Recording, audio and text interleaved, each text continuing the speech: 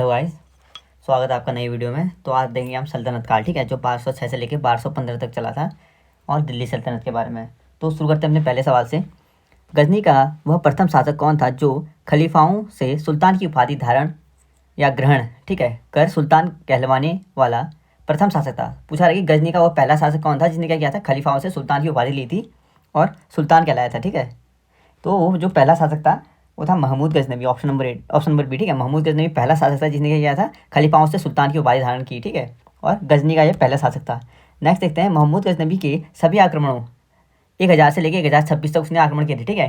तो सभी आक्रमणों में सर्वाधिक महत्वपूर्ण आक्रमण कौन सा था? तो जो सबसे महत्वपूर्ण आक्रमण था, सोमनाथ मंदिर पर आक्रमण किया था उसने, ठीक है। ऑप्शन नंबर हमारा सी हो जाएगा। सोमनाथ मंदिर का आक्रमण महमूद गजनवी का सबसे महत्वपूर्ण आक्रमण था, जो 1025 से 26 के टाइम पीरियड पे किया गया है, ठीक है। और सोमनाथ मंदिर कहाँ पे है? तो जो सोमनाथ मंदिर है वो कहाँ पे है? इंपॉर्टेंट है, ठीक है। सोमनाथ मंदिर पड़ता है गुजरात में। नेक्स्ट देखते हैं अगला हमारा, महमूद गजनवी के भारत पर आक्रमण का उद्देश्य क्या था? तो महमूद गजनवी के भारत पर आक्रमण का उद्देश्य क्या था? इंपॉर्टेंट है, ठीक है।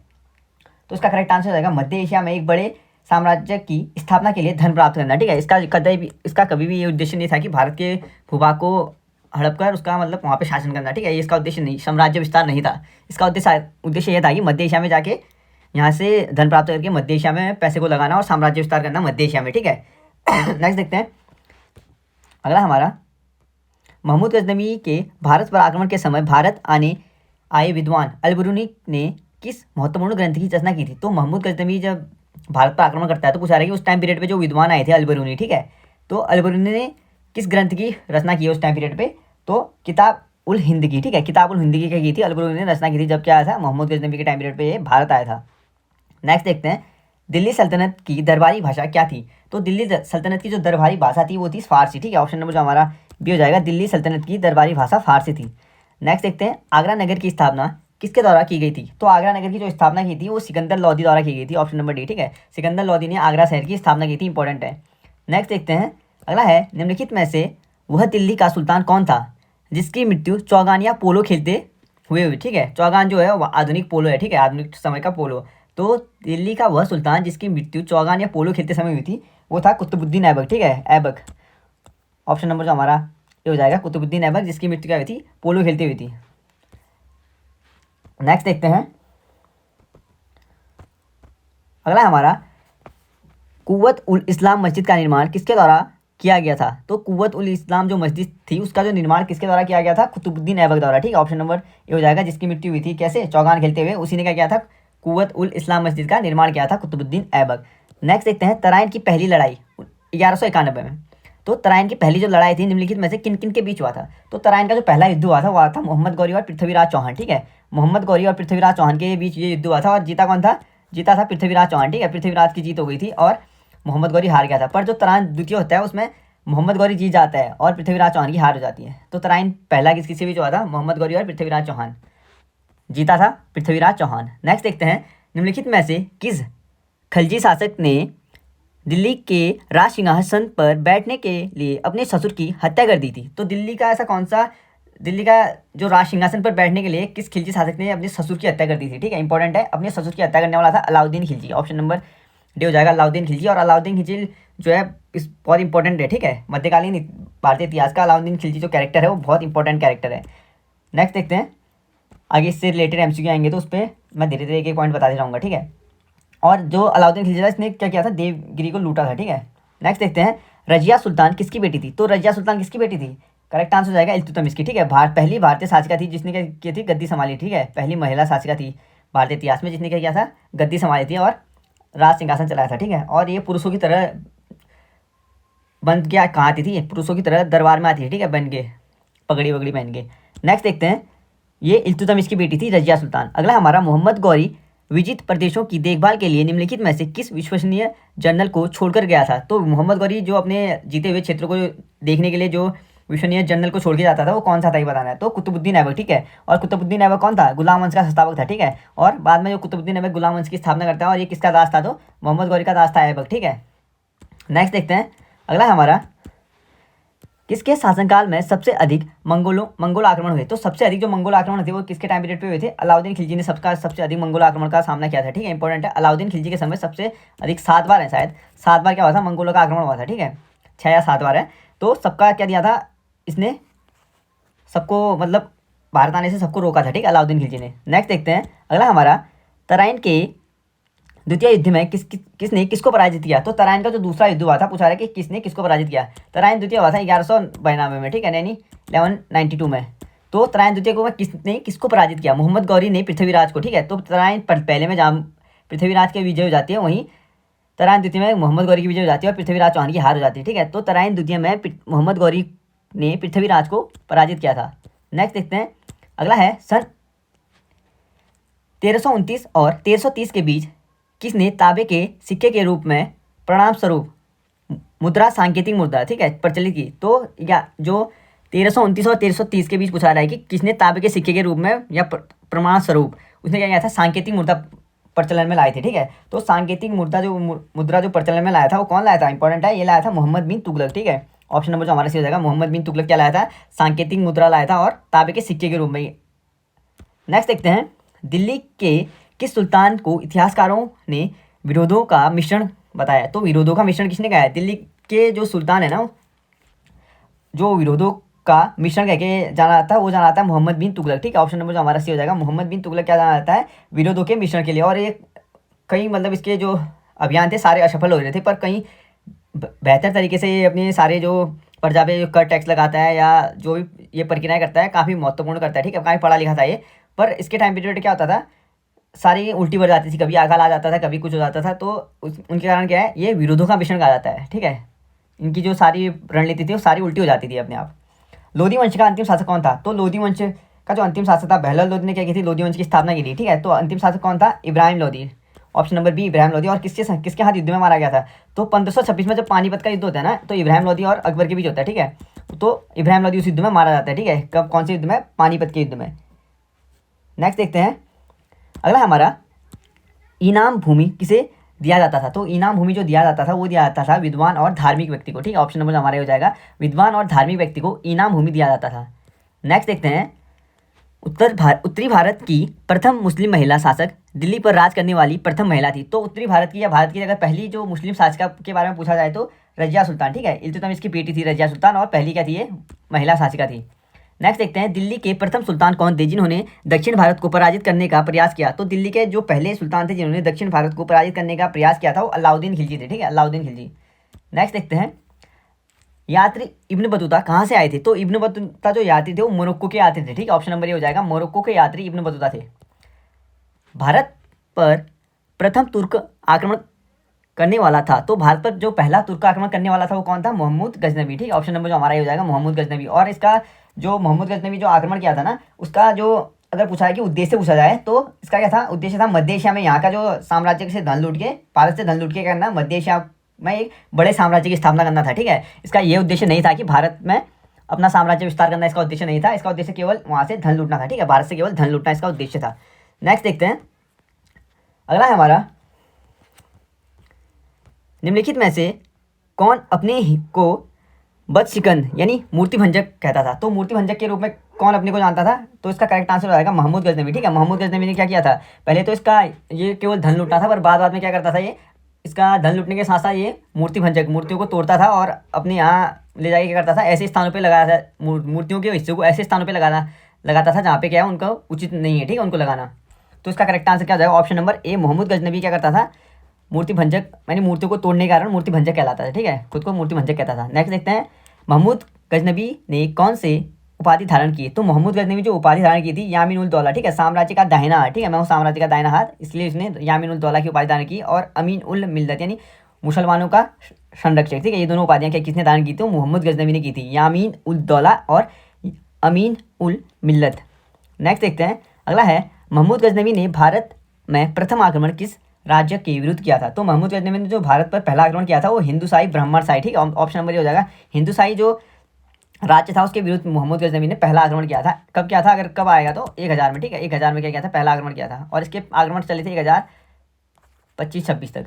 नेक्स्ट देखते हैं अगला है, हिंदुशाही राज्य की राजधानी थी। तो हिंदुशाही की राजधानी थी उद्भांडपुर, ठीक है, उद्भांडपुर या ओहिंद वे हिंद। ऑप्शन नंबर ये हो जाएगा, हिंदुशाही राज्य की राजधानी उद्भांडपुर या ओहिंद वे हिंद थी। नेक्स्ट देखते हैं महमूद गजनबी का भारत में अंतिम आक्रमण किसके विरुद्ध था। तो भारत में जो महमूद गजनबी ने अंतिम आक्रमण किया था वो जाट के विरुद्ध किया था, ठीक है। जाट क्या करते थे, इसको रास्ते में जब ये यहाँ से सोना लेके जाता था तो जाट क्या करते थे, रास्ते में दिक्कत पैदा करते थे, ठीक है। इसलिए क्या करता था ये जाटों के लिए, इसने जब इसने अपना अंतिम आक्रमण किया था ना तो जाटों ने इसको क्या किया थे, जाते टाइम इसके सोने छीन लिए थे, ठीक है, जाते टाइम। तो अगली बार ये क्या करता है, अगले साल आता है, अगली बार आता है और सीधे जाटों पे हमला करता है, ठीक है। और ये क्या था, इसका भारत पर अंतिम आक्रमण था। नेक्स्ट देखते हैं हिंदुशाही राज्य का कौन सा शासक तुर्कों से बार बार पराजित होने के कारण ग्लाविस आत्मदाह कर दिया, ठीक है। यानी ऐसा हिंदू शासक था ना एक, उसने क्या किया था, तुर्कों से बार बार पराजित हो रहा था, उसके बाद क्या किया था उसने, ग्लानि हो गई थी उसको, ठीक है, आत्मग्लानि हो गई थी। उसके बाद क्या करता है, आत्महत्या कर देता है। तो इसका करेक्ट आंसर क्या हो जाएगा, वो जयपाल था, ठीक है। ऑप्शन नंबर जो हमारा ये हो जाएगा जयपाल था। ये क्या करता है, इसके बाद क्या होता है, 2 बार ये क्या करता है, तुर्कों से हार जाता है, ठीक है, 2 बार। तो क्या करते हैं, अब आत्मग्लानि से क्या कर देता है, आत्महत्या कर देता है, ठीक है, जयपाल। नेक्स्ट देखते हैं महमूद गजनबी किस वंश का शासक था। तो जो महमूद गजनबी शासक था वो यामीन वंश का शासक था, ठीक है। ऑप्शन नंबर जो ये हो जाएगा यामीन वंश का शासक था महमूद गजनबी। और ऐबक वंश का शासक कौन था, कुतुबुद्दीन ऐबक था, ठीक है, ऐबक वंश का संस्थापक। नेक्स्ट देखते हैं अगला है महमूद गजनबी के साथ भारत आने वाले इतिहासकारों में कौन शामिल नहीं था। तो महमूद गजनबी के साथ जो भारत आया था वो कौन शामिल नहीं था, शाहनामा का लेखक फिरदौसी, ठीक है। शाहनामा का जो लेखक था फिरदौसी, ये महमूद गजनबी के साथ भारत नहीं आया था। बाकी किताब उल हिंद का लेखक अलबरूनी आया था, और तारिक ए यामिनी का लेखक उतबी भी आया था, और तारिक ए सुबुक्तगीन का लेखक आया था वेहाकी। नेक्स्ट देखते हैं अगला है महमूद गजनबी के आक्रमण के परिणाम स्वरूप कौन सा शहर फारसी संस्कृति का केंद्र बना था। तो महमूद गजनबी के जो आक्रमण हुए थे उसके परिणाम स्वरूप जो फारसी संस्कृति का जो केंद्र बना था वो कौन सा शहर बना था, लाहौर। ऑप्शन नंबर जो हमारा ये हो जाएगा लाहौर, ठीक है। नेक्स्ट देखते हैं निम्नलिखित में से किसने ढोल की तेज आवाज़ के साथ एक महिला का अपने पति की चिता के साथ स्वतः को जला लेने के दृश्य का भयानक चित्रण किया है। पूछा रहा है कि कौन ऐसा चित्रण करता था, या कौन ऐसा राइटर था, कौन सा ऐसा राइटर था जिसने क्या किया था, तेज ढोल की आवाज़ के साथ एक महिला को अपने जो पति हुए उसकी चिता के साथ खुद को जलाने का दृश्य अंकित किया है, ठीक है। तो इसका करेक्ट आंसर कौन सा हो जाएगा, इब्न बतूता, ठीक है। इब्न बतूता ने बताया था कि पूर्णतः ये सती प्रथा के बारे में बता रहा है, ठीक है। एक महिला क्या की थी, तेज ढोल की आवाज़ के साथ अपने पति की चिता पे क्या है उसके साथ लेट गई थी, ठीक है। नेक्स्ट देखते हैं अगला है भारत में मुस्लिम राज का संस्थापक माना जाता है। तो भारत में जो मुस्लिम राज का जो संस्थापक माना जाता है वो किसे माना जाता है, वो माना जाता है मोहम्मद गौरी को, ठीक है। ऑप्शन नंबर जो ये हो जाएगा मोहम्मद गौरी को मुस्लिम राज्य का संस्थापक माना जाता है। नेक्स्ट देखते हैं मुस्लिम राज्य की स्थापना मोहम्मद गौरी ने कब किया था, 1192, ठीक है। जब क्या हुआ था, तराइन द्वितीय हुआ था, तराइन द्वितीय के साथ क्या हुआ था, मुस्लिम राज्य की स्थापना हुई थी, ठीक है। नेक्स्ट देखते हैं अगला हमारा किसने इक्ता प्रथा चलाई। तो इक्तादारी प्रथा किसने चलाई थी, ठीक है। तो इल्तुतमिश द्वारा चलाई थी, ठीक है। इक्ता प्रथा चलाई गई थी इल्तुतमिश के द्वारा। लाख पक्ष के नाम से जाने जाने वाला भारतीय शासक था। तो लाख पक्ष के नाम से किसे जानते थे, ऐबक को, ठीक है, कुतुबुद्दीन ऐबक। और कुतुबुद्दीन ऐबक किसका दास था, तो गौरी का दास था। नेक्स्ट देखते हैं 13वीं सदी में सेना का सर्वोच्च अधिकारी होता था। तो 13वीं सदी में जो सेना का सर्वोच्च अधिकारी होता था वो होता था खान। ऑप्शन नंबर जो हमारा भी हो जाएगा खान 13वीं सदी में सेना का सर्वोच्च अधिकारी होता था, ठीक है। भारत में गुलाम वंश का संस्थापक कौन था। तो गुलाम वंश की स्थापना किसने की थी, ऐबक ने, ठीक है, जो किसका गुलाम था, गौरी का, ठीक है। नेक्स्ट देखते हैं अगला हमारा कुतुब मीनार के कार्य को किसने पूर्ण किया। तो कुतुब मीनार के जो कार्य को पूर्ण किया था वो किसने किया था, इल्तुतमिश ने, ठीक है। ऑप्शन नंबर जो ये जाएगा सी हो जाएगा, इल्तुतमिश ने कुतुब मीनार के कार्य को पूर्ण किया था। और पूछा जाए कि अगर गुलाम वंश का वास्तविक संस्थापक, तो गुलाम वंश का वास्तविक संस्थापक इल्तुतमिश होगा, ठीक है। ऑप्शन नंबर भी होगा गुलाम वंश का वास्तविक संस्थापक। अगर केवल पूछा है कि गुलाम वंश का संस्थापक कौन है तो उस केस में कौन हो जाएगा, ऐबक हो जाएगा, ठीक है, गुलाम वंश का संस्थापक। निम्नांकित में से दिल्ली का पहला तुगलक सुल्तान कौन था। तो दिल्ली का जो पहला तुगलक सुल्तान था वो था गयासुद्दीन तुगलक, ठीक है, जिसने क्या किया था, तुगलक वंश की स्थापना की थी। नेक्स्ट देखते हैं अगला हमारा पंजाब के हिंदुशाही राजवंश को किसने स्थापित किया। तो पंजाब के जो हिंदुशाही राजवंश को जो स्थापना की थी उसकी, वो की थी कल्लर ने। ऑप्शन नंबर जो हमारा भी हो जाएगा, कल्लर ने पंजाब के हिंदुशाही राजवंश की स्थापना की थी। नेक्स्ट देखते हैं वह रोमन सम्राट अगस्ट की भांति सावधान था कि वह दूसरों की तरह शक्तिशाली न दिखे और दूसरों के स्तर से अधिक न लगे, ठीक है। कहना चाह रहा है कि वह रोमन के जो सम्राट की भांति सावधान रहता था और दूसरों के से क्या शक्तिशाली न लगे और दूसरों के स्तर का न लगे, ठीक है, जिससे क्या हो उस पर हमले ना हो। तो यह किसके लिए, किसके संदर्भ में कहा गया है, तो बहलोल लोदी के संबंध में कहा गया है, ठीक है। बहलोल लोदी क्या था, सावधान था अगस्त की भांति की वह दूसरों से ज़्यादा शक्तिशाली ना लगे और दूसरों के स्तर का ना लगे ताकि उस पर हमले ना हो, ठीक है।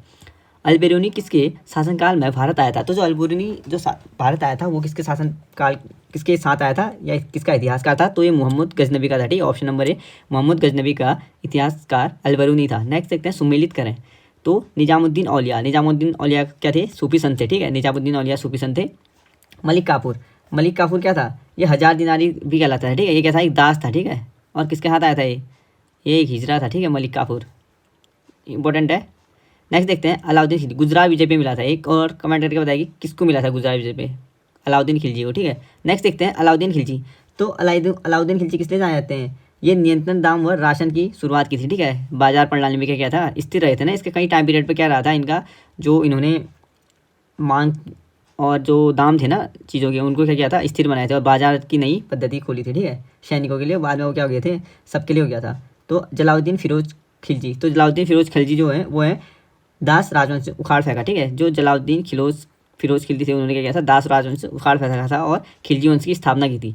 नेक्स्ट देखते हैं, निम्नलिखित में से कौन सा शासक दास या गुलाम राजवंश से संबंधित है? तो दास और गुलाम राजवंश से संबंधित कौन सा शासक है? इल्तुतमिश। ठीक है, दास वंश का अंतिम शासक इल्तुतमिश है, जिसको किसने मारा था? अकबर के साथ जिसका युद्ध हुआ था और क्या मारा गया था। ठीक है, नेक्स्ट देखते हैं, कब मारा गया था? 1526 में।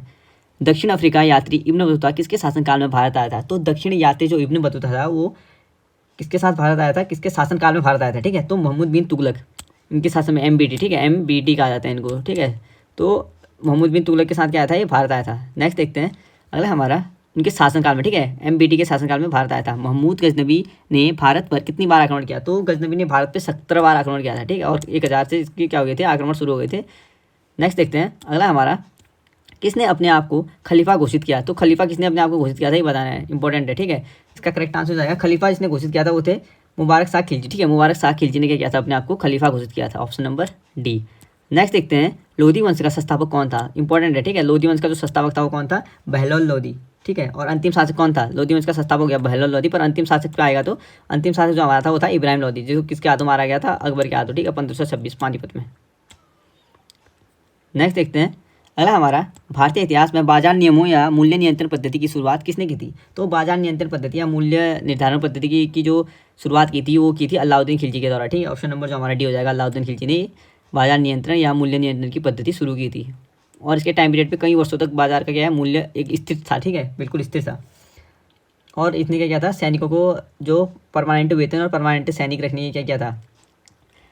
शुरुआत की थी। ठीक है, राज्य संबंधों में उलेमा के दखल का विरोध किस सुल्तान ने किया था? तो राज्य संबंधों में जो उलेमा के दखल का विरोध किया था वो अलाउद्दीन खिलजी ने ही किया था। ठीक है, अलाउद्दीन खिलजी ने। Option number B. नेक्स्ट देखते हैं, अल-बेरूनी द्वारा रचित पुस्तक किताब उल हिंद या तारीख उल हिंद में किन विषयों की समीक्षा की गई है? तो अल-बेरूनी ने जो किताब उल हिंद और तारीख उल हिंद पुस्तक लिखी है ना, पूछा रहा है कि इसमें किन बातों की समीक्षा की गई है? इंपॉर्टेंट है। ठीक है, तो इसका करेक्ट क्या आंसर क्या हो जाएगा? इसमें भारतीय गणित को भी दर्शाया गया है और भारतीय इतिहास भूगोल इसको भी दर्शाया गया है और खगोल विज्ञान दर्शन को भी दर्शाया है। ठीक है, तो इसका करेक्ट आंसर क्या हो जाएगा? ऑप्शन नंबर डी, इनमें से सभी। ठीक है, ऑप्शन नंबर डी।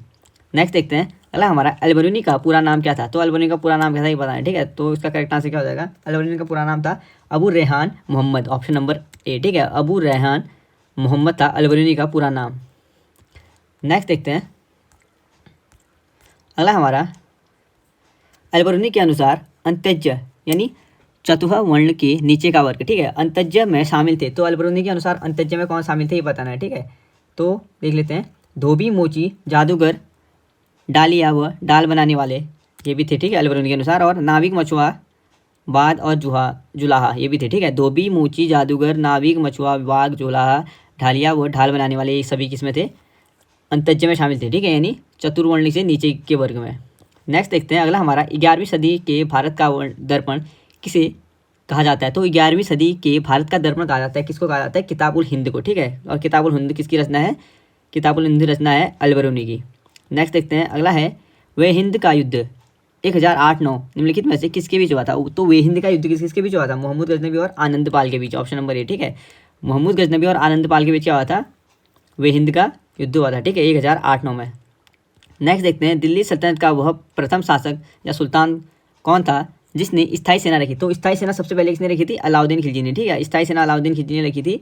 और इनका जो हुलिया लिखते हैं ना, जो वर्तमान पद्धति पे जो किसी सैनिक का उसके पहचान के आधार पर हुलिया लिखा जाता है, तो यह पद्धति जो सबसे पहले दिल्ली सल्तनत पे शुरुआत की थी वो की थी अलाउद्दीन खिलजी ने। ठीक है, नेक्स्ट देखते हैं अगला हमारा, सुल्तान अलाउद्दीन खिलजी की बाबत के संबंध में निम्नलिखित कथनों पर विचार कीजिए। तो सुल्तान अलाउद्दीन खिलजी की बाबत के संबंध में कथन दिए, उन पर विचार करना है। अलाउद्दीन खिलजी ने अनाज के दाम नियत रखे थे, ठीक है। तो बाजार नियंत्रण पद्धति पे क्या किया था इन्होंने, अनाज के दाम नियत रखे थे। अलाउद्दीन खिलजी पहला सुल्तान था जिसने सैनिकों को नगद वेतन दिया, ठीक है। परमानेंट सैनिक रखे और सैनिकों को नगद वेतन देना शुरू किया, ठीक है। कहीं जहाँ पे वो लोग पहले सैनिकों को भूमि दिया करते थे, तो अलाउद्दीन खिलजी ने क्या किया, एक नगद वेतन की शुरुआत की, ठीक है। और नगद वेतन देकर स्थायी सेना रखी इन्होंने, और हुलिया लिखने की प्रथा शुरू करवाई। और अलाउद्दीन खिलजी ने शासनकाल में किसानों द्वारा दिए गए भू राजस्व का अंश फसल के आधे तक बढ़ा दिया था, ठीक है, बिल्कुल बढ़ा दिया था।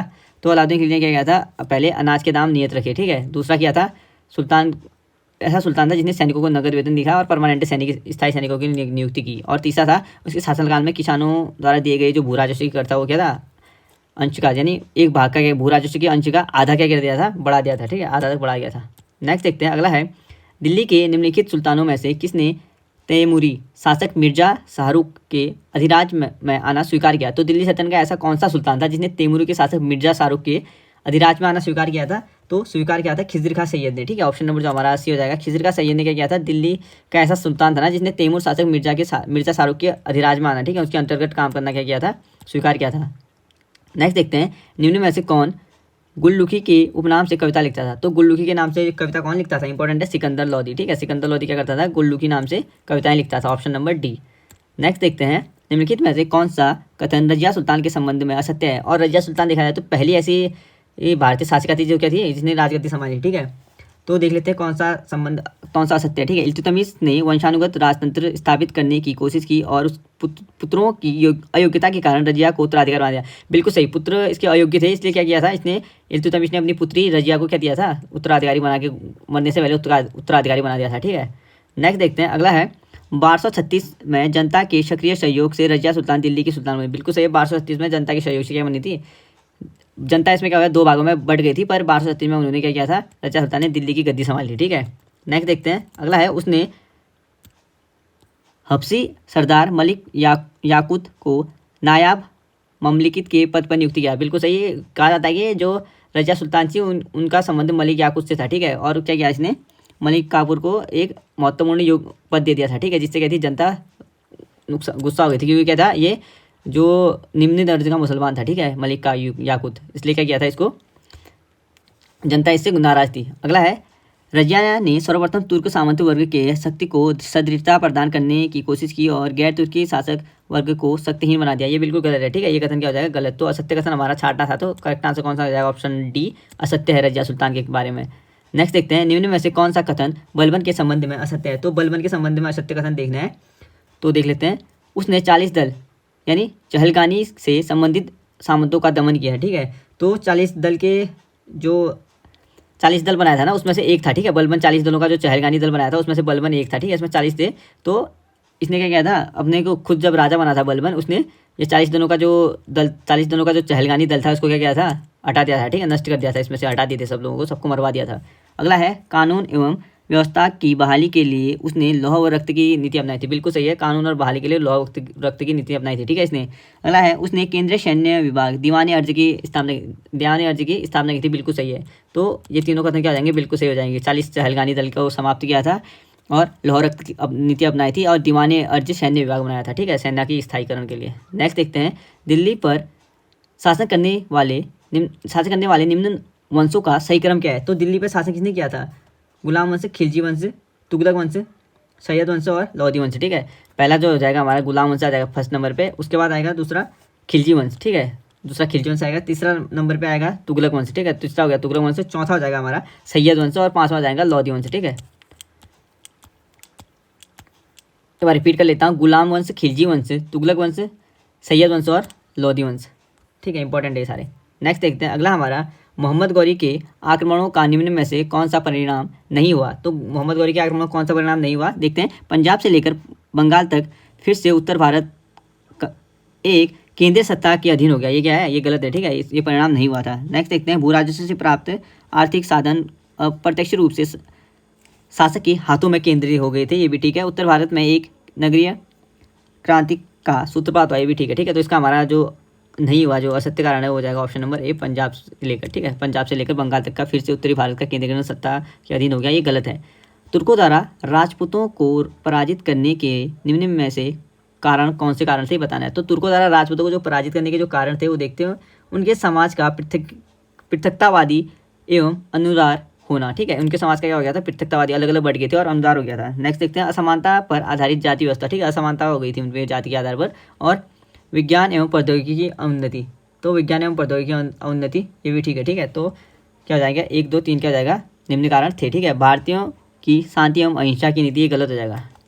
तो हमारा जो करेक्ट आंसर हुआ है 1 2 और 3।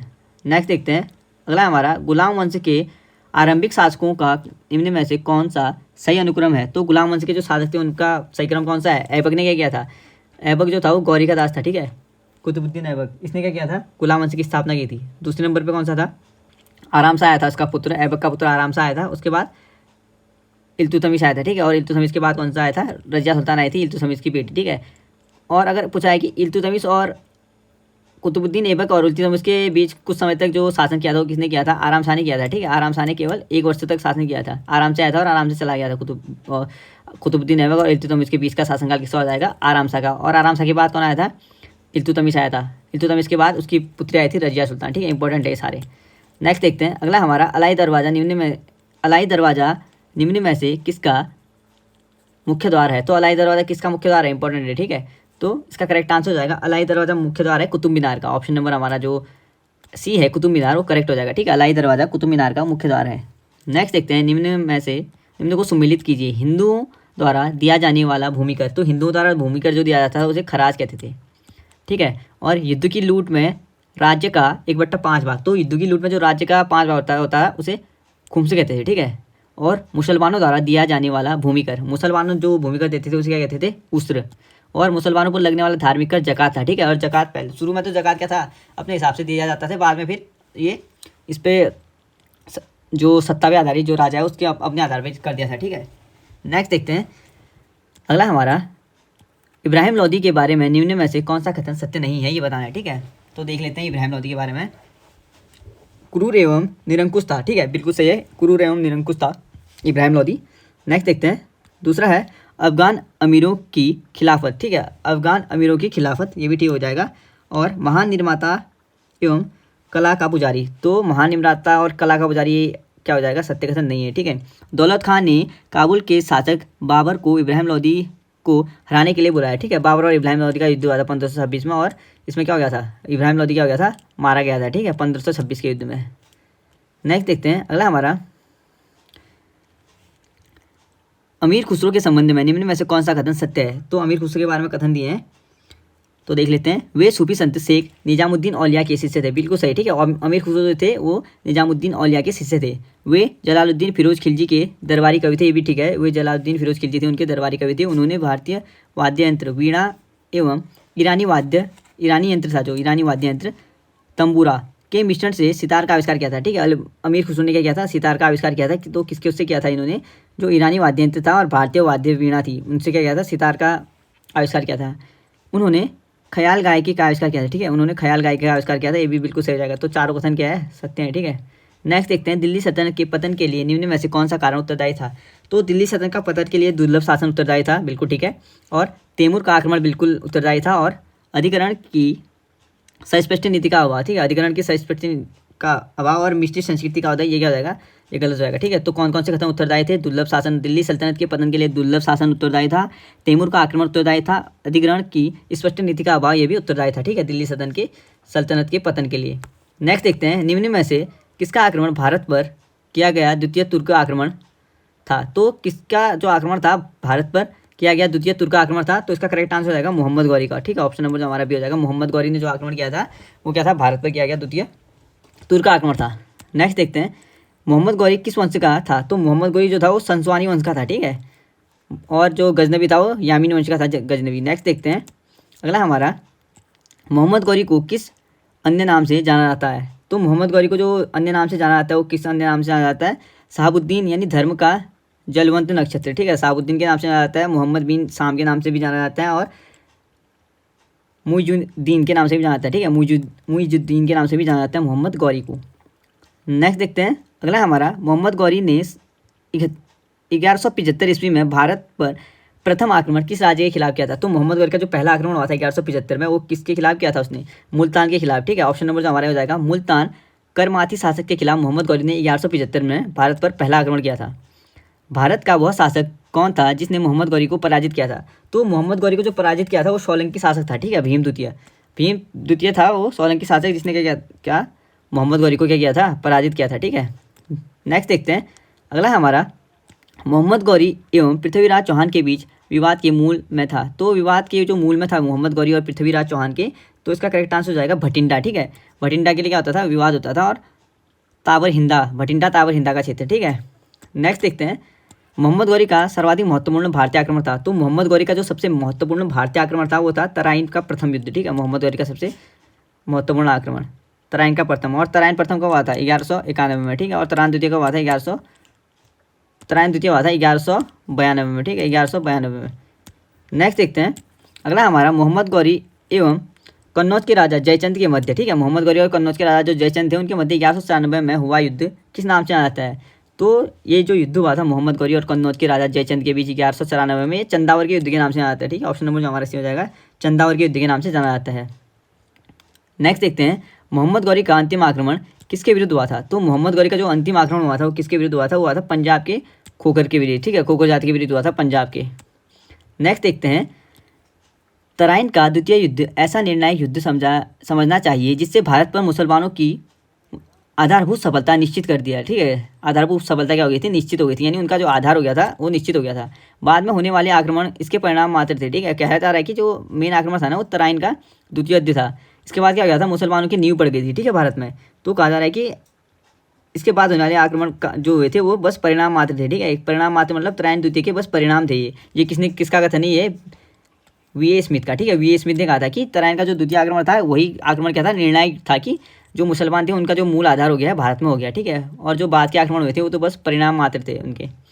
नेक्स्ट देखते हैं, मोहम्मद गौरी के किस सेनापति ने बिहार विजय मोहम्मद गौरी के कौन सा ऐसा सेनापति था ना जिसने बिहार विजय 1202 और 3 और बंगाल विजय 1204 और 5 एवं असम पर आक्रमण 1206 में किया था? तो मोहम्मद गौरी का जो सेनापति था ये था मोहम्मद बिन बख्तियार खिलजी, ठीक है। यानी इख्तियारुद्दीन मोहम्मद बिन बख्तियार खिलजी ने क्या किया था? बिहार राज्य पे विजय किया था 1202 और 3 पे, बंगाल पे विजय किया था 1204-5 में, और असम पर आक्रमण किया था 1206 में, ठीक है। नेक्स्ट देखते हैं अगला हमारा, भारत में मुस्लिम राज्य का संस्थापक मोहम्मद गौरी को माना जाता है, परंतु भारत में स्वतंत्र मुस्लिम राज्य की स्थापना जो या संस्थापक किसे कहा जाता है? ठीक है, कहा जा रहा है कि भारत में जो मुस्लिम राज्य की जो स्थापना की थी वो तो मोहम्मद गौरी को माना जाता है उसको स्थापक, ठीक है। परंतु जो स्वतंत्र रूप से जो मुस्लिम राज्य की स्थापना की थी वो किसने की थी ये बताना है। करेक्ट आंसर हो जाएगा कुतुबुद्दीन ऐबक ने, ठीक है। ऐबक ने जो की थी गुलाम वंश के रूप में क्या किया था? मुस्लिम राज्य की स्थापना की थी, ठीक है। नेक्स्ट देखते हैं, अलाउद्दीन खिलजी के आक्रमण के समय देवगिरी का शासक कौन था? तो अलाउद्दीन खिलजी ने जब आक्रमण किया था तब देवगिरी का शासक कौन था? तो रामचंद्र देव था, ठीक है। ऑप्शन नंबर ये हो जाएगा, अलाउद्दीन खिलजी के देवगिरी के आक्रमण पे जो रामचंद्र देव थे वो देवगिरी के शासक थे। नेक्स्ट देखते हैं, जब उसने राजत्व प्राप्त किया तो वह शरीयत के नियमों और आदर्शों को पूर्णतया स्वतंत्र था, ठीक है। बर्नी ने यह कथन किस सुल्तान के लिए कहा है? तो यह कथन कहा है अलाउद्दीन खिलजी के लिए, ठीक है। अलाउद्दीन खिलजी ने क्या किया था जब अपना जो शासन प्राप्त किया था तो शरीयत के जो नियम और उनके आदेश थे ना वो पूर्णतया स्वतंत्र था, मतलब उनके आदेशों से विपरीत चलता है, ठीक है। वो किसी धर्म के आधार पर नहीं चला, उसने अपने क्रूरता और अपने कठोर नियमों के आधार पर शासन किया था। सल्तनत काल में भू राजस्व का सर्वोत्तम ग्रामीण अधिकारी था। तो सल्तनत काल में जो भू राजस्व का सर्वोत्तम ग्रामीण अधिकारी था वो कौन हुआ करता था? वो था चौधरी, ऑप्शन नंबर ए, ठीक है। सल्तनत काल में भू राजस्व का सर्वोत्तम ग्रामीण अधिकारी कौन था? तो चौधरी था। नेक्स्ट देखते हैं, तैमूर के आक्रमण के बाद में किस वंश का राज स्थापित हुआ? तो तैमूर ने जब आक्रमण किया था भारत पे तो उसके बाद कौन से जो राजवंश का भारत की सत्ता पे कौन से राजवंश का अगर अधिकार हुआ तो इसका करेक्ट आंसर क्या हो जाएगा ये बताएं, ठीक है। तो तैमूर के आक्रमण के बाद कौन सा हो गया था? ये हो गया था अपना सैयद वंश, ठीक है। ऑप्शन नंबर जो हमारा बी हो जाएगा, सैयद वंश हो गया था तैमूर के आक्रमण के बाद स्थापित। नेक्स्ट देखते हैं, निम्नलिखित में से किस सुल्तान के दरबार में सबसे अधिक गुलाम थे? तो कौन सा ऐसा सुल्तान था जिसके दरबार में सबसे अधिक गुलाम थे? तो फिरोज तुगलक, ठीक है। फिरोज शाह तुगलक के दरबार में सबसे ज़्यादा क्या थे? गुलाम थे। नेक्स्ट देखते हैं, निम्न में से किस सुल्तान ने बेरोजगारों को रोजगार दिया? तो बेरोजगारों को जो रोजगार देने वाला सुल्तान था वो कौन सा था? फिरोज शाह तुगलक, ठीक है। ऑप्शन नंबर सी जो हो जाएगा, फिरोज तुगलक ने बेरोजगारों को रोजगार दिया था। निम्नलिखित में से किस सुल्तान ने फलों की गुणवत्ता सुधारने के लिए उपाय किए? तो फलों की गुणवत्ता सुधारने के लिए भी फिरोज शाह तुगलक को जाना आता है, ठीक है। ऑप्शन नंबर जो हमारा भी हो जाएगा फिरोज शाह तुगलक फलों के सुधार के लिए कार्य किए, बेरोजगारों को रोजगार दिया, ठीक है। नेक्स्ट देखते हैं, अगला है नालंदा विश्वविद्यालय के विनाश का कारण है। तो नालंदा विश्वविद्यालय के जो विनाश का कारण था वो क्या था? वो था मुसलमान, ठीक है। जो नालंदा विश्वविद्यालय के जो विनाश का कारण था वो मुसलमान थे। नेक्स्ट देखते हैं, तबकात ए नासिरी का लेखक कौन था? तो तबकात ए नासिरी का लेखक कौन था? मिन्हाज उस सिराज, ठीक है। मिन्हाज जो उस सिराज थे वो तबकात ए नासिरी के लेखक थे। नेक्स्ट देखते हैं, अलाई दरवाज़ा का निर्माण किस सुल्तान ने करवाया था? तो अलाई दरवाज़ा का जो निर्माण कराया था वो अलाउद्दीन खिलजी द्वारा करवाया गया था, ठीक है। अलाई दरवाज़ा का निर्माण अलाउद्दीन खिलजी ने किया था। कुतुबुद्दीन ऐबक की राजधानी थी। तो कुतुबुद्दीन ऐबक की राजधानी कहाँ थी? लाहौर में थी। ऑप्शन नंबर जो हमारा हो जाएगा, कुतुबुद्दीन ऐबक की राजधानी लाहौर में थी। अलाउद्दीन खिलजी के प्रसिद्ध सेनापतियों में किसकी मंगोलों के विरुद्ध लड़ते हुए मृत्यु हुई थी? तो अलाउद्दीन खिलजी के जो प्रसिद्ध सेनापति थे उनमें जो मंगोलों के खिलाफ लड़ते हुए मृत्यु हुई थी वो थी जफर खां की। ऑप्शन नंबर ये हो जाएगा, जफर खां की मृत्यु मंगोलों के खिलाफ लड़ते लड़ते हुई थी, ठीक है। और अलाउद्दीन खिलजी के टाइम पीरियड पे 6 या 7 बार क्या किया था? सर्वाधिक बार मंगोलों ने आक्रमण किया था, ठीक है, अलाउद्दीन खिलजी के टाइम पीरियड पे, और असफल रहे थे मंगोल। नेक्स्ट देखते हैं, निम्नलिखित में कौन भूमि उत्पादक पर लगने वाले करों को इंगित करता है? तो भूमि उत्पादन पे जो लगने वाले करों को इंगित करता है वो कौन कौन करते हैं? खराज, उश्र और मुक्तई, ठीक है। ऑप्शन नंबर जो हमारा ये हो जाएगा, खराज, उश्र और मुक्तई क्या करते हैं? ये भूमि उत्पादन पर लगने वाले करों को इंगित करते हैं। नेक्स्ट देखते हैं, अगला हमारा तुगलकनामा के रचनाकार का नाम है। तो तुगलकनामा के जो रचनाकार का नाम है वो क्या है? कुतुबुद्दीन ऐबक, ठीक है। ऑप्शन नंबर जो हमारा तुगलकनामा के जो रचनाकार हैं वो कौन है? वो अमीर खुसरो ने की थी, ठीक है। तुगलकनामा के रचनाकार थे अमीर खुसरो। ऑप्शन नंबर हमारा सी क्या हो जाएगा? करेक्ट हो जाएगा। भारत में मोहम्मद गौरी ने किसके प्रथम अक्ता प्रदान की? तो मोहम्मद गौरी ने जो अक्ता प्रदान की थी वो किसको की थी? कुतुबुद्दीन ऐबक को, ठीक है। ऑप्शन नंबर जो हमारा भी हो जाएगा वो करेक्ट हो जाएगा। नेक्स्ट देखते हैं, किस सुल्तान के काल में खशिया भूमि अधिक पैमाने पर विकसित हुई? तो खशिया भूमि जो अधिक पैमाने पर विकसित हुई थी वो अलाउद्दीन खिलजी के टाइम पीरियड पे हुई थी, ठीक है। ऑप्शन नंबर जो हमारा भी हो जाएगा, अलाउद्दीन खिलजी के टाइम पीरियड पे खशिया भूमि अधिक पैमाने पर विकसित हुई थी। नेक्स्ट देखते हैं, सल्तनत काल के सिक्के टंका या ससगनी एवं जीतल किन धातुओं के बने थे? तो सल्तनत काल के जो सिक्के थे टंका, ससगनी या जीतल ये कौन से धातुओं के बने थे? तो ये चांदी और तांबा के, ठीक है। तो चांदी तांबा के, चांदी का बना था टंका, ससगनी बना था चांदी का, और जीतल जो बने थे वो तांबे के बने थे, ठीक है। नेक्स्ट देखते हैं, अमीर कोही यानी कृषि विभाग, ठीक है, नामक एक नया विभाग किस सुल्तान द्वारा शुरू किया गया था? तो अमीर कोही जो कृषि विभाग था वो बनाया था किसने? वो बनाया था मोहम्मद बिन तुगलक ने। ऑप्शन नंबर जो हमारा से हो जाएगा, मोहम्मद बिन तुगलक ने क्या बनाया था? अमीर कोही कृषि विभाग बनाया था, ठीक है। अमीर खुसरो ने किसके साथ विकास में अग्रगामी की भूमिका निभाई? तो अमीर खुसरो ने जो अग्रगामी की भूमिका निभाई थी वो खड़ी बोली के विकास में निभाई थी, ठीक है। ऑप्शन नंबर जो हमारा सी हो जाएगा, खड़ी बोली, बिल्कुल करेक्ट। तैमूरलंग ने किसके शासनकाल में भारत पर आक्रमण किया? तो तैमूरलंग ने जो आक्रमण किया था वो नसरुद्दीन मोहम्मद तुगलक के टाइम पीरियड पे किया था, ठीक है। ऑप्शन नंबर डी बिल्कुल करेक्ट हो जाएगा। तैमूरलंग ने नसरुद्दीन मोहम्मद तुगलक के समय भारत पर आक्रमण किया था। नेक्स्ट देखते हैं, सल्तनत काल की 2 प्रमुख मुद्राओं का पता निम्न कूट से करें। तो निम्नलिखित कूट दिए हैं, सल्तनत काल की 2 मुद्राओं का पता करना है, ठीक है। तो देख लेते हैं सल्तनत काल में कौन कौन सी थी। एक तो जीतल थी, दूसरा टंका थी, ठीक है। ऑप्शन नंबर जो हमारा 2 और 4 हो जाएगा, जीतल और टंका, ये सल्तनत काल की मुद्राएं थी। नेक्स्ट देखते हैं, भारत में पोलो खेल का प्रचलन किया। तो पोलो खेल का प्रचलन किसने किया था? तुर्कों ने किया था, ठीक है। और पोलो खेलते हुए किसकी मृत्यु हो गई थी? ऐबक की। ऑप्शन नंबर हमारा सी हो जाएगा, पोलो खेल का जो प्रचलन किया था वो तुर्कों ने किया था भारत में।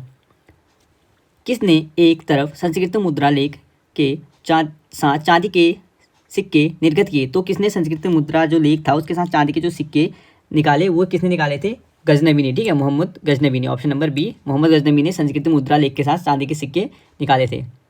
अगला हमारा, अलाउद्दीन खिलजी ने निम्न सैन्याध्यक्षों में से कौन सा तुगलक वंश का प्रथम सुल्तान बना? तो अलाउद्दीन खिलजी की पूछा रहा है कि कौन से सैन्याध्यक्षों में से तुगलक वंश का जो पहला सुल्तान बना था वो कौन बना था, ठीक है। तो इसका करेक्ट आंसर हो जाएगा गाजी मलिक। ऑप्शन नंबर जो ये हो जाएगा गाजी मलिक, ये बना था पहला तुगलक वंश का प्रथम सुल्तान। नेक्स्ट देखते हैं, जवाबीद थे। तो जवाबीद क्या थे? जवाबीद एक प्रकार का राज्य कानून था, ठीक है। ऑप्शन नंबर जो हमारा भी हो जाएगा, जवाबीद एक प्रकार का राज्य कानून था। निम्नलिखित में से किस वंश के अंतर्गत विजारत का चरमोत्कर्ष, ठीक है, चरमोत्कर्ष हुआ? तो विजारत का जो चरमोत्कर्ष हुआ था वो कौन से राजवंश के अंतर्गत हुआ था? ये हुआ था तुगलक राजवंश के अंतर्गत, ठीक है। ऑप्शन नंबर जो हमारा सी हो जाएगा, तुगलक राजवंश के अंतर्गत विजारत का चरमोत्कर्ष हुआ था। नेक्स्ट देखते हैं, अलाउद्दीन खिलजी के दक्षिण अभियान धन प्राप्ति के अभियान थे, ठीक है। हमें ऑप्शन दिए उनको सेलेक्ट करना है। तो अलाउद्दीन खिलजी के दक्षिण अभियान धन प्राप्ति के अभियान थे, बिल्कुल सही है। अगला है, वह दक्षिणी राज्यों को कब्जे में करना चाहता था, तो वह दक्षिण राज्य में कब्जा नहीं करना चाहता था, ठीक है, ये गलत हो है। उसका जो मेन उद्देश्य था वो केवल धन की प्राप्ति था। अलाउद्दीन खिलजी का जो दक्षिण अभियान का उद्देश्य केवल धन प्राप्ति था, वो कब्जा नहीं करना चाहता था। तो इसका करेक्ट आंसर आएगा ए सही है, पर आर गलत है, ऑप्शन नंबर सी, ठीक है। नेक्स्ट देखते हैं अगला हमारा, सूची 1 को सूची 2 से सम्मिलित कीजिए तथा नीचे दिए गए कूट से सही उत्तर चुनिए। तो लेखक दिया और दूसरी साइड पुस्तक दिया है, तो देख लेते हैं इसको, लेखक और पुस्तकों को, ठीक है। पहला हमारा जियाउद्दीन बर्नी। जियाउद्दीन बर्नी ने तारीख फिरोजशाही लिखी थी, ठीक है, जियाउद्दीन बर्नी ने लिखी थी तारीख फिरोजशाही। अगला हमारा हसन निजामी। हसन निजामी द्वारा लिखा गया था ताजुल मासरी। ताजुल मासरी लिखा था हसन निजामी ने, ताजुल मासरी, ठीक है, ताजुल मासरी। मिनहाज उस सिराज। मिनहाज उस सिराज ने क्या लिखा था? तबकात नासिरी। तबकात नासिरी जो लिखा गया है वो मिनहाज उस सिराज के द्वारा लिखा गया, ठीक है, तबकात नासिरी।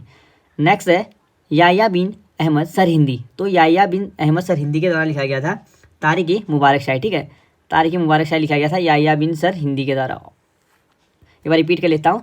जियाउद्दीन बर्नी ने लिखा था तारीख फिरोजशाही, हसन निजामी ने लिखा था ताजुल मासरी, मिनहाज उस सिराज ने लिखा था तबकात नासिरी, याह्या बिन अहमद सरहिंदी ने लिखा था तारीख मुबारक शाही।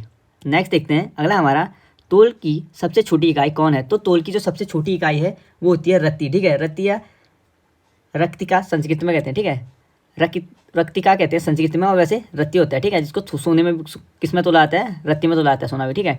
प्रसिद्ध कवि अमीर खुसरो दरबार में रहे। तो प्रसिद्ध जो अमीर खुसरो थे वो किसके दरबार में रहे थे? अलाउद्दीन खिलजी के, ठीक है, ऑप्शन नंबर जो हमारा हो जाएगा अलाउद्दीन खिलजी के दरबार में रहे थे अमीर खुसरो प्रसिद्ध कवि।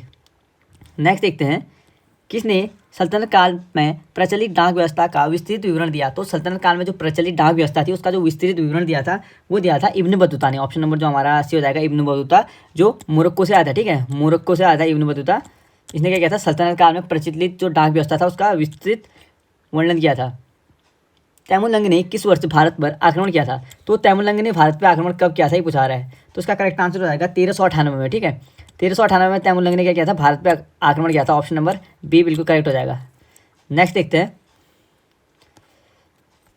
दिल्ली के किस मुस्लिम शासक के निर्धन पर इतिहासकार बदायूनी ने कहा राजा को अपनी प्रजा से और प्रजा को अपने राजा से मुक्ति मिल गई, ठीक है। जो बदायूनी था इतिहासकार, उसने कौन से राजा की मृत्यु पर ये उक्ति दी, ये कथन दिया था कि राजा को अपनी प्रजा से और अपनी प्रजा को राजा से मुक्ति मिल गई, ठीक है। तो इसका करेक्ट आंसर हो जाएगा मोहम्मद बिन तुगलक के लिए ये उक्ति कही गई थी, क्योंकि इसके जो अभियान थे ना सारे क्या थे? सबसे बेहतर अभियान थे, पर सारे इसके क्या हो जा रहे थे? सारे अभियान परिस्थितियों के कारण असफल हो जा रहे थे, ठीक है। तो इसलिए कहा गया था राजा को प्रजा से और प्रजा को उसके राजा से मुक्ति मिल गई।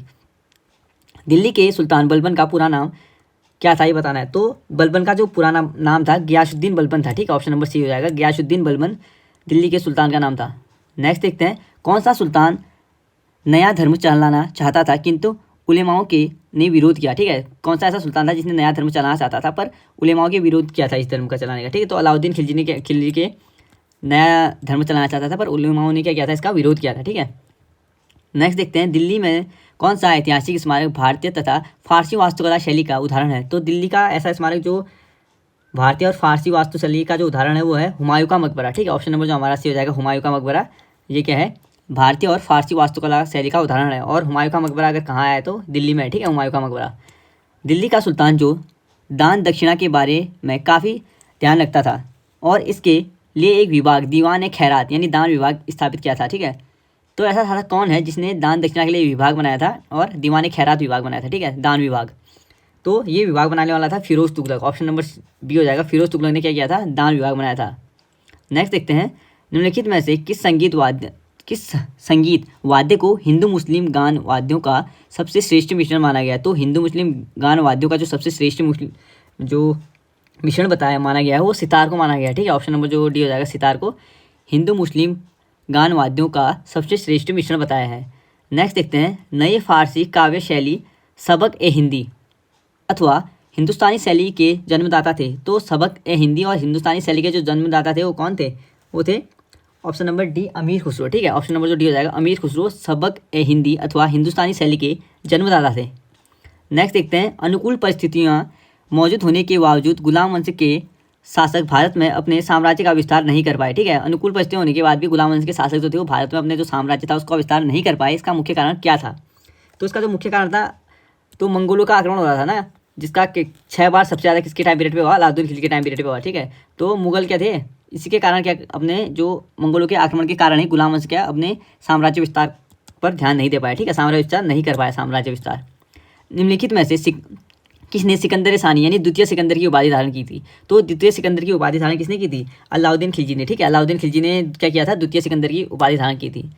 नेक्स्ट देखते हैं, सिक्कों पर खलीफा का नायब खुदवाने वाला भारत का प्रथम सुल्तान था। तो जो सिक्के थे उन पे खलीफा का नायब खुदवाने वाला जो पहला भारतीय सुल्तान था वो कौन था, ये बताना है। तो फिरोज शाह तुगलक ने क्या किया था, सिक्कों पे खलीफा का नायब खुदवाया था, ठीक है। ऑप्शन नंबर जो हमारा 80 हो जाएगा, फिरोज शाह तुगलक। नेक्स्ट देखते हैं, सैयद उस सुल्तानी, ठीक है, सुलातीन, ठीक है, सॉरी, सैयद उस सलातीन की उपाधि किसने धारण की थी? तो सैयद उस सलातीन की जो उपाधि धारण की थी वो की गई थी फिरोज शाह तुगलक के द्वारा। Option number D, Firoz Shah Tughlaq ने सैयद उस सलातीन की उपाधि धारण की थी। नेक्स्ट देखते हैं, निम्नलिखित में से किसे कुरान ख्वां यानी कुरान का पाठ करने वाला भी कहा जाता है? तो कुरान खां यानी कुरान का पाठ करने वाला के जो नाम से जो जाना जाता है वो ऐबक जाना जाता है, ठीक है, गुलाम वंश का संस्थापक कुतुबुद्दीन ऐबक। नेक्स्ट देखते हैं, अगला है, किस सल्तनत कालीन शासक को मिन्हाज ने हातिमताई द्वितीय की संज्ञा दी है? तो ऐसा कौन सा सल्तनत काल का शासक है जिसने मिन्हाज ने, ठीक है, इतिहासकार मिन्हाज है, उसने हातिमताई द्वितीय की उपाधि धारण की थी, उपाधि धारण यानी उसकी संज्ञा दी, ठीक है, उसकी उपाधि दी। तो इसका करेक्ट आंसर हो जाएगा ऐबक को दी थी इसकी उपाधि, ठीक है, उपाधि या संज्ञा दी थी। मिन्हाज ने हातिमताई द्वितीय की उपाधि कुतुबुद्दीन ऐबक को दी थी। 2.5 दिन का झोपड़ा मस्जिद अजमेर का निर्माण किसने करवाया था? तो 2.5 दिन का जो झोपड़ा मस्जिद थी अजमेर का निर्माण करवाने वाला शासक था Qutbuddin Aibak. Option number B, ठीक है, 2.5 दिन का झोपड़ा का निर्माण करवाने वाला कुतुबुद्दीन ऐबक था। नेक्स्ट देखते हैं, अगला हमारा, निम्नलिखित में से कौन अपने ईश्वर का अभिशाप कहता था, ठीक है, यानी कौन अपने को ईश्वर का अभिशाप कहता था, ये बताना है। तो अपने को जो ईश्वर का अभिशाप कहता था वो चंगेज खां कहता था, ठीक है, क्योंकि इसके हाथ में क्या था, कुछ काला धब्बा टाइप का था, ठीक है, हाथों में क्या था, निशान थे, तो इसलिए चंगेज खां कहता था खुद को ईश्वर का अभिशाप। नेक्स्ट देखते हैं, निम्नलिखित में से किसे बगदाद के खलीफा ने मंसूर यानी स्वीकृति पत्र या मानाभिषेक पत्र प्रदान किया? तो मंसूर जो प्रदान किया था बगदाद के खलीफा ने किसको किया था, ये पूछा जा रहा है। तो इल्तुतमिश को किया था, ठीक है, इल्तुतमिश। नेक्स्ट देखते हैं, अगला है, दिल्ली सल्तनत का वह पहला सुल्तान कौन था जिसने दो आब के आर्थिक महत्व को समझा? ठीक है, दो आब क्या होता है, दो नदियों के बीच का क्षेत्र, ठीक है, उसके आर्थिक महत्व को समझा, वो था Iltutmish. Option number B, Iltutmish. Next देखते हैं, दिल्ली की राजगद्दी पर अफगान शासकों के शासन का निम्नलिखित में से कौन सा एक सही अनुक्रम है, ये बताना, ठीक है, क्रमानुसार बताना। पहले कौन सा दिल्ली सल्तनत पे जो अफगान शासकों का शासन का जो शुरुआती था वो था पहला बहलोल लोदी था, उसके बाद सिकंदर लोदी, फिर इब्राहिम लोदी, ठीक है, इब्राहिम लोदी अंतिम था। नेक्स्ट देखते हैं, अगला हमारा, दिल्ली सल्तनत के तुगलक राजवंश का अंतिम शासक कौन था? तो तुगलक राजवंश का अंतिम जो शासक था वो था कौन था? Nasiruddin Mahmud. Option number C हो जाएगा, नसीरुद्दीन महमूद दिल्ली सल्तनत के तुगलक राजवंश का अंतिम शासक था।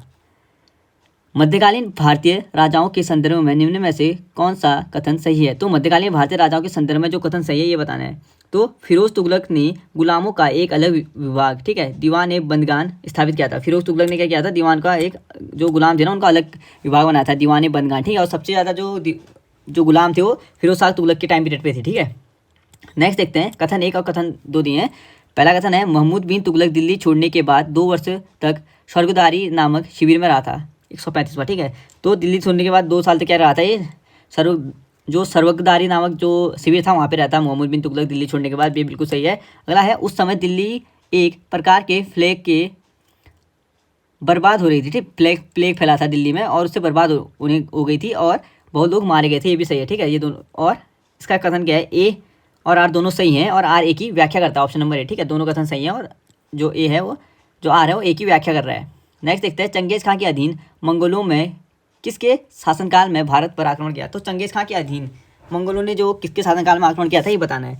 तो इसका करेक्ट आंसर हो जाएगा इल्तुतमिश के टाइम पीरियड पर आक्रमण किया था, ठीक है, चंगेज खां के अधीन मंगोलों ने इल्तुतमिश के शासनकाल में भारत पर आक्रमण किया था। अगला हमारा, सुमेलित कौन सा सही रूप है उसको बताना है, ठीक है, कौन सा सही सुमेलित है? तो दीवाने बंदगान ये तुगलक, ठीक है, तो तुगलक के टाइम पीरियड का है ये।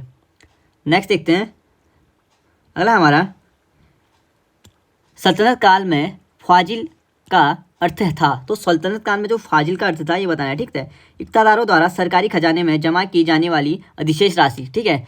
तो फाजिल जो होती थी, इक़्तिदार थे जो, उनके द्वारा सरकारी खजाने में जो जमा की जाने वाली अधिशेष राशि थी ना, उसे फाजिल कहते थे, ठीक है, सल्तनत काल में। नेक्स्ट देखते हैं, दिल्ली का सुल्तान जो भारत में नहरों के सबसे बड़े जाल का निर्माण करने के लिए प्रसिद्ध है वह है। तो दिल्ली में जो सुल्तान था, जो भारत में जो सबसे अधिक जो नहरों का जाल बिछाया था ना, वह कौन प्रसिद्ध था इसलिए? तो फिरोज शाह तुगलक ने क्या किया था, दिल्ली में जो नहरों का निर्माण किया था, सबसे ज़्यादा करवाया था, ठीक है, नहरों का निर्माण दिल्ली में। नेक्स्ट देखते हैं, अगला हमारा कथन दिए हैं दो, उनको देखना, ठीक है। प्रारंभ में भारत में तुर्की प्रशासन सैनिक प्रधान था, ठीक है, पूछा रहा है कि जो प्रारंभ में जो भारत में तुर्की जो प्रशासन था वो सैनिक प्रधान था। दूसरा है, अग्रणी सैनिक नायकों के बीच देश में एकता के रूप में खंड विभाजित कर दिया गया था। तो ये क्या है, बिल्कुल सही है, ठीक है, दोनों बिल्कुल सही है। और प्रारंभ में क्या होता, तुर्की जो भारत में तुर्की प्रशासन सैनिक प्रधान था, बिल्कुल सही है। और अग्रणी सैनिक नायकों के बीच देश में एकता के रूप में खंड विभाजन कर दिया था। तो ए और आर दोनों सही हैं, और जो आर है जो दूसरा वाला वो पहले वाले की व्याख्या करता है, ठीक है, ऑप्शन नंबर ए करेक्ट है।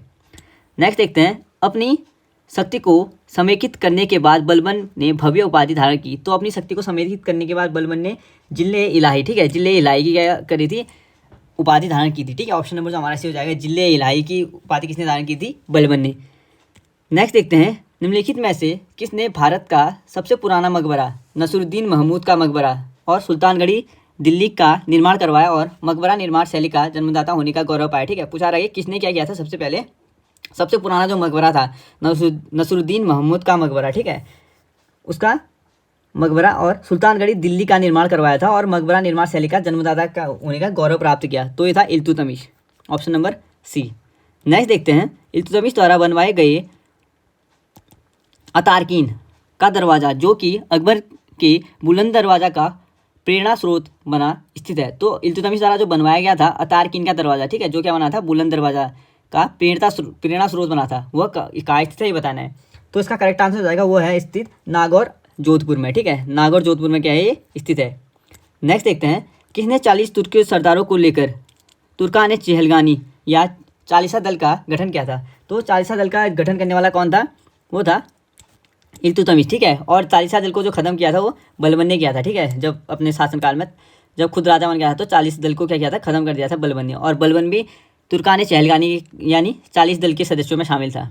नेक्स्ट देखते हैं, निम्नलिखित में से कौन राज दरबार में बलबन का सर्व मुख्य प्रतिद्वंदी था। तो बलबन का जो राज दरबार में सर्वप्रमुख जो प्रतिद्वंदी था वो कौन था ये बताना है। तो इसका करेक्ट आंसर हो जाएगा निमामुद्दीन रेहान, ठीक है, निमामुद्दीन रेहान क्या था, बलबन का राज दरबार में सर्वप्रमुख प्रतिद्वंदी था। नेक्स्ट देखते हैं, अगला है, निम्नलिखित में से किसने चहलगानी यानी 40 दल को पूर्णतः सफाया कर दिया था, ठीक है। तो 40 दल का पूर्णतः सफाया करने वाला था बलबन, ठीक है। खुद जब शासक जब खुद ने सत्ता संभाली थी तो क्या कर दिया था, इसने 40 दल को समाप्त कर दिया था। और इल्तुतमिश ने 40 दल की शुरुआत की थी और बलबन ने समाप्त। किसके राज्यकाल में खनतौली, ठीक है, किसके राज्यकाल में खनतौली यानी बंगाल की राजधानी में तुगरिल, ठीक है, तुगरिल खां का विद्रोह और को दमन किया, ये बताना है। तो इसका करेक्ट आंसर क्या हो जाएगा, किसके राज्यकाल में खनतौनी में तुगरिया खां का विद्रोह का दमन किया था। तो इसका दमन करने वाला था बलबन, ऑप्शन नंबर जो हमारा बी हो जाएगा बलबन, जिसने 40 दल को समाप्त किया था ना बलबन, उसी ने क्या किया था, ये भी किया था, ठीक है, विद्रोह का दमन किया था इसका। नेक्स्ट देखते हैं, अगला है, बलबन ने वित्तीय विभाग दीवान ए विजारत से अलग कर एक पृथक संस्था के रूप में सैन्य विभाग दीवान ए आरिज, ठीक है, दीवान ए आरिज की स्थापना की। पूछा रहा कहना का मतलब ये है कि जो वित्तीय विभाग था दीवान ए विजारत से अलग करके एक पृथक संस्था बनाई थी, ठीक है, सैन्य विभाग की, दीवान ए आरिज या दीवान ए अर्ज की स्थापना की, जिसका उद्देश्य था। तो बलबन द्वारा जो दीवान ए अर्ज की या दीवान ए आजिर की जो सैन्य विभाग था उसकी स्थापना का क्या उद्देश्य था ये पूछा जा रहा है। इसका करेक्ट आंसर हो जाएगा आंतरिक विद्रोह के दमन हेतु और मंगोलों के आक्रमण को रोकने के लिए किया था, ठीक है, सैन्य विभाग था ये। ऑप्शन नंबर जो हमारा ए और बी दोनों ठीक है। नेक्स्ट देखते हैं, किसने राज दरबार में सिजदा यानी घुटनों में बैठकर शीश नवाजा, ठीक है, सिजदा और पापोश प्रथा यानी पाँव चूमने की प्रथा को क्या किया था। मुसलमान धर्म में क्या होता है कि किसी के आगे झुकना और उनके झुकना नहीं पड़ता, ठीक है, यानी झुकने को क्या है पाप बताया गया है। तो जो सिजदा है घुटने टेक कर शीश नवाना, ठीक है, यानी शीश नीचे करने को, और पाँव को चूमने की जो प्रथा चलाई थी राज दरबार में वो किसने चलाई थी ये पूछा रहा है। तो इसका करेक्ट आंसर हो जाएगा ये बलबन ने किया था, ऑप्शन नंबर बी किया जाएगा, करेक्ट है। बलबन ने अपने को कुलीन साबित करने के लिए शाहनामा में वर्णित किस प्रसिद्ध तुर्की योद्धा का वंशज होने का दावा किया। तो बलबन ने अपने को कुलीन साबित करने के लिए शाहनामे में वर्णित किया है, ठीक है। कहा जा रहा है कि किस तुर्की योद्धा का वंशज होने का दावा किया है। तो बलबन अपने को अफरसियाब क्या क्या मानता है, वंशज मानता है, ठीक है। अफरसियाब का वंशज मानता था बलबन अपने को, क्या, कुलीन साबित करने के लिए। नेक्स्ट देखते हैं, वह अत्यंत गंभीर मुद्रा में दरबार में बैठता था। दरबार में वह न तो खुद हंसता था और न ही किसी को हंसी मजाक या फालतू बात करने की इजाज़त देता था। यह उक्ति किसके संबंध में है? तो कहा जा रहा है कि वह क्या था, अत्यंत जो गंभीर मुद्रा में दरबार में बैठता था और ना खुद हंसता था और ना किसी को हंसने की इजाज़त देता था और ना फालतू बात करने की इजाज़त देता था, ठीक है। तो यह उक्ति किसके बारे में कहा गया है? यह उक्ति कही गई है बलबन के बारे में, ठीक है। नेक्स्ट देखते हैं, निम्नलिखित में से किसने केलूगढ़ी, ठीक है, यह किलेव खड़ी के राजमहल में अपना राज्याभिषेक किया और उसे अपनी राजधानी बनाई? तो केलूगढ़ी के राजमहल में जो अपना राज्याभिषेक किया और उसे अपनी राजधानी बनाई थी, वो किसने बनाई थी? वो बनाई थी जलालुद्दीन फिरोज खिलजी ने। ऑप्शन नंबर जो हमारा बी हो जाएगा, जलालुद्दीन फिरोज खिलजी ने केलूगढ़ी में अपने राजमहल में अपना क्या किया था, राज्याभिषेक किया और उसे अपनी राजधानी बनाई थी। नेक्स्ट देखते हैं, अगला हमारा जलालुद्दीन फिरोज खिलजी के शासनकाल में घटी घटनाएं थी। तो इसके शासनकाल में कौन कौन सी घटनाएं घटी ये देखते हैं, ठीक है। पहला है कड़ा मानिकपुर के सूबेदार मलिक काफूर का विद्रोह, बिल्कुल सही है। जलालुद्दीन फिरोज खिलजी के टाइम पीरियड पे कड़ा मानिकपुर के सूबेदार मलिक काफूर का क्या हो गया था, विरोध हो गया था, ठीक है, विद्रोह हो गया था, सॉरी विद्रोह। दिल्ली के एक दरवेशी शीदी मौला का षड्यंत्र, ये बिल्कुल सही है। तीसरा देखते हैं, उलुग के नेतृत्व में मंगोलों का मुसलमान बनना एवं नव मुसलमान उनके द्वारा दिल्ली के बाहर मुगलपुरा नामक बस्ती बसाना, ठीक है, ये भी ठीक है। उलग खां के नेतृत्व में क्या हुआ था, मंगोलों का मुसलमान बन गए थे और उनके द्वारा क्या किया था, मुगलपुर नामक एक बस्ती बसाई गई थी। अगला देखते हैं, अगला है उक्त में से सभी, क्या अर्थ, इसका मतलब है कि सारे कथन क्या है, सही है, ठीक है।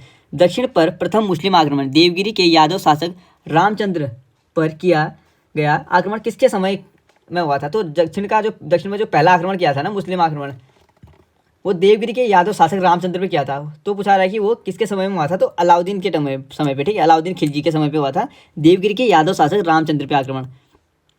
राजकीय व्यय से संबंधित विभाग दीवान ए वकूफ, ठीक है, राजकीय संबंधी से जो विभाग है दीवान ए वकूफ सृजित करने का श्रेय दिल्ली के किस सुल्तान को आता है? तो ये जो विभाग राजकीय व्यय से संबंधित दीवान ए कफूक जो विभाग था वो अलाउद्दीन खिलजी ने बनाया था, ठीक है। ऑप्शन नंबर जो हमारा ये हो जाएगा अलाउद्दीन खिलजी, बिल्कुल करेक्ट हो जाएगा, ऑप्शन नंबर ए। नेक्स्ट देखते हैं, अलाउद्दीन खिलजी का मूल नाम था। तो अलाउद्दीन खिलजी का जो मूल नाम था वो क्या था, वो हो जाएगा हमारा अलीगुर साफ, ठीक है। अलीगुर साफ पे क्या था, अलाउद्दीन खिलजी का मूल नाम था।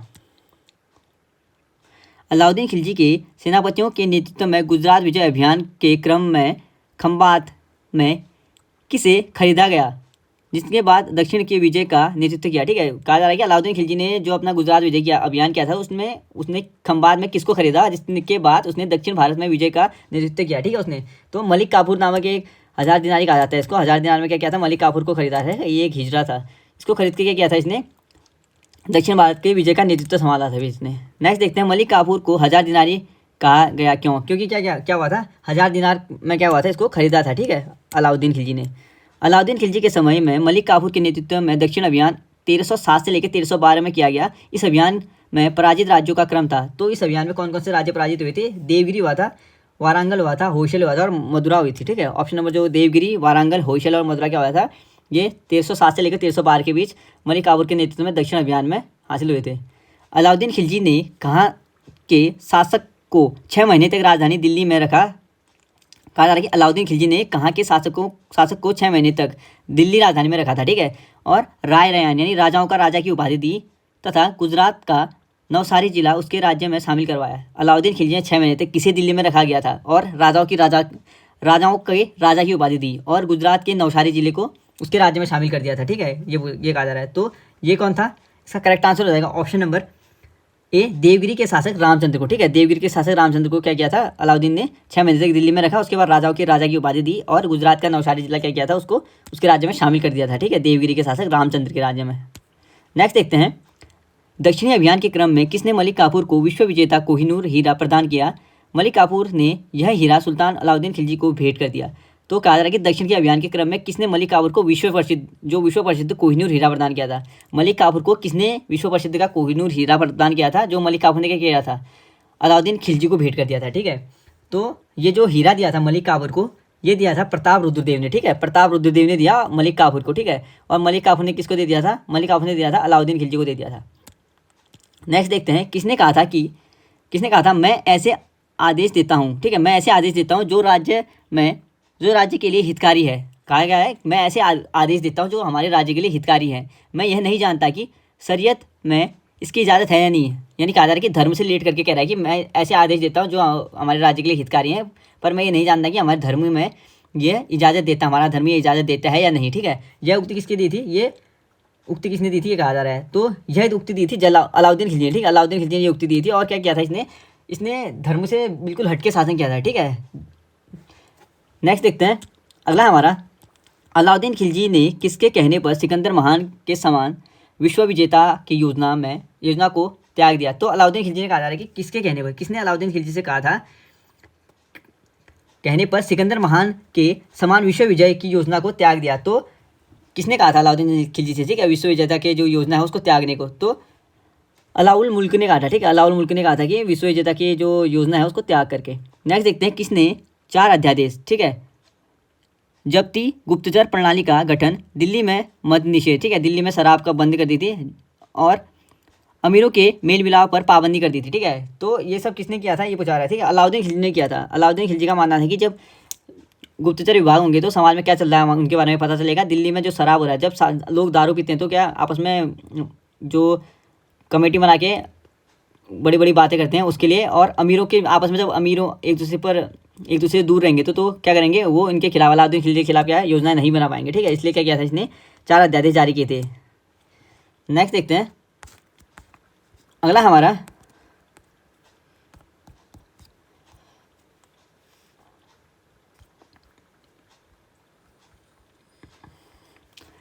किस सुल्तान को एक नया मंत्रालय दीवान ए रियासत की स्थापना की? तो वाणिज्य मंत्रालय था, ठीक है, दीवान ए रियासत जो था वो वाणिज्य मंत्रालय था, उसकी स्थापना किसने की थी? अलाउद्दीन खिलजी ने। ऑप्शन नंबर ए, अलाउद्दीन खिलजी द्वारा दीवान ए रियासत जो वाणिज्य मंत्रालय था उसकी स्थापना की गई थी। किसने सैन्य शासन के क्षेत्र में दाग यानी घोड़े पर दाग अर्थात चिन्ह लगाना एवं हुलिया यानी सैनिकों की पहचान के लिए, ठीक है, जो आधुनिक प्रचलन में सैनिकों की जो पहचान की जाती है हुलिया लिखा जाता है उसका प्रचलन किया था? किसने किया था ये? तो ये जो प्रचलन किया था वो अलाउद्दीन खिलजी द्वारा किया गया था, ठीक है। घोड़े दागना और सैन्य पहचान के लिए क्या किया था? हुलिया लिखने की प्रथा किसने चलाई थी? तो अलाउद्दीन खिलजी ने। नेक्स्ट देखते हैं कि सुल्तान ने सैनिकों को भू अनुदान के स्थान पर नगद वेतन देने की प्रथा चलाई। तो भू अनुदान के स्थान पर जो नगद वेतन देने की जो प्रथा चलाई थी वो कौन से सुल्तान ने चलाई थी? अलाउद्दीन खिलजी ने। ऑप्शन नंबर ए, ठीक है। यक अस्पा यानी एक घोड़े वाला सैनिक, ठीक है, यक अस्पा या 2 अस्पा यानी 2 घोड़े वाले सैनिक, ठीक है, यक अस्पा या 2 अस्पा प्रथा का प्रारंभ किया। तो एक घोड़े वाला सैनिक और 2 घोड़े वाले सैनिक का जो प्रारंभ किया था वो अलाउद्दीन खिलजी के द्वारा किया गया, ठीक है। स्थायी सेना का प्रारंभ अलाउद्दीन खिलजी ने ही किया और सेना को जो वेतन देना, ठीक है, उसकी जो शुरुआत भी अलाउद्दीन खिलजी द्वारा की गई थी। अलाउद्दीन खिलजी के राजस्व प्रणाली के सुधार के संबंध में कौन सा कथन या कौन से कथन सही है ये बताना है। तो देख लेते हैं अलाउद्दीन खिलजी के जो सुधार की प्रणाली है राजस्व प्रणाली के बारे में। उसने भूमि अनुदानों की समाप्ति की, बिल्कुल सही, सभी भूमियों को उसने वापस ले लिया था, ठीक है, और स्थायी वेतन की प्रथा शुरू करी थी और मुकदमों और खुतों व चौधरियों के विशेषाधिकार थे उनको समाप्त कर दिया और दीवानी मुक्त खराज की स्थापना की थी। बिल्कुल सही है, उसने क्या किया था? चौधरी और जो बड़े बड़े वो है ना उनसे पहले भूमि ले ली थी किसानों से, उसके बाद जो बड़े बड़े जो व्यापारी हैं उनके जो विशेष अधिकार थे उनको समाप्त कर दिया था, ठीक है, और दीवाने मुफ्त खराज की क्या की थी? स्थापना की थी। विस्ता के आधार पर भूमि की पैमाइश कर सकल उत्पाद का 50% क्या लिया था, यानी उसका आधा क्या लिया था? भूमि कर राजस्व निर्धारण किया था, ठीक है। इसने जिसके पास जितनी भूमि है उसका आधा हिस्सा क्या किया था? 50% हिस्सा क्या किया था? खराज यानी जो भू राजस्व था उसके रूप में प्राप्त करता था। जकात जजिया खम्स गनीमा की नई दर निर्धारण की थी। बिल्कुल सही है, इसने क्या किया था? भूमि की पैमाइश की थी ना जब, तो सभी कर उनके जो भूमि के आधार पर क्या किया थे? नए करों की दर क्या की थी? लगाई थी। तो उपयुक्त क्या है? सारे कथन क्या है? सही है, ठीक है। भूमि के अनुदान किए थे और दीवानी मुफ्त खराज का स्थापना की थी। 50% क्या किया था? भूमि राजस्व कर लगाई थी नई पैमाइश करके, नई जांच करके, और जकात जजिया खुम्स गनिया की नई दर लगाई थी, ठीक है, भूमि की पैमाइश करने के बाद। अगला देखते हैं, सराय अदल निम्नलिखित में से किसका बाजार था? तो सराय अदल जो बाजार था वो वस्त्र व अन्य वस्तुओं का बाजार था, ठीक है, और ये किसने शुरू किया था? अलाउद्दीन खिलजी के द्वारा।